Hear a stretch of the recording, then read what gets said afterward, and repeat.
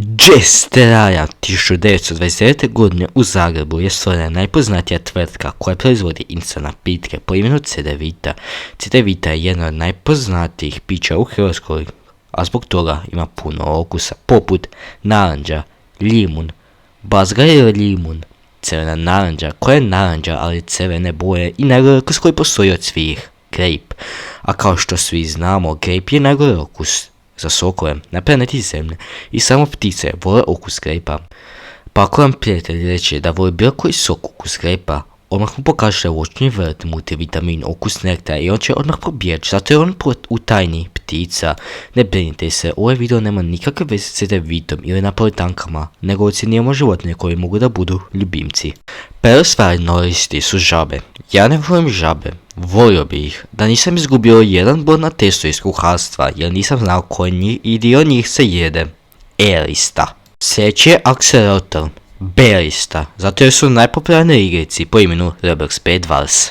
Sljedeći na listi su gušteri, a oni idu na A-listu jer su jako cool i to je to. Sljedeći su mačke, one idu na F-listu jer ih jako mrzim. Sljedeće su kozice, one isto idu na F-listu. Škampi su jako volji. Patke idu na S-listu jer su jako cool, a kokoš ide na A-listu jer su jako fine. Grti su sljedeći i oni svi idu na D-listu jer su neki skupi ko Isusova krv, a Isusova krv je jako skupa, negdje oko 5 eura.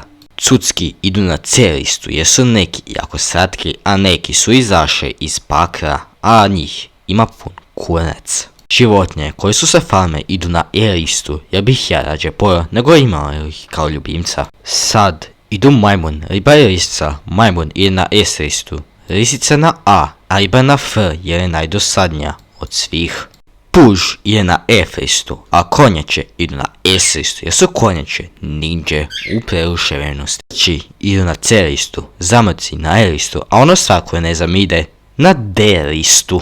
Pauci idu na F-listu, a rakovi na B-listu. Mije idu na S-listu, zato jer mi se sad ptice idu na F-listu i oni vole sokove okusa grejpa i to je jako ilegalno, a rakun i na C-listu. U zaključku, ptice bi treba biti poslane u zatvor i koncentracijske logore. A sad, vi se pretplatite i stavite rakat da mogu priuštiti alimentaciju na svoje 7. dijete.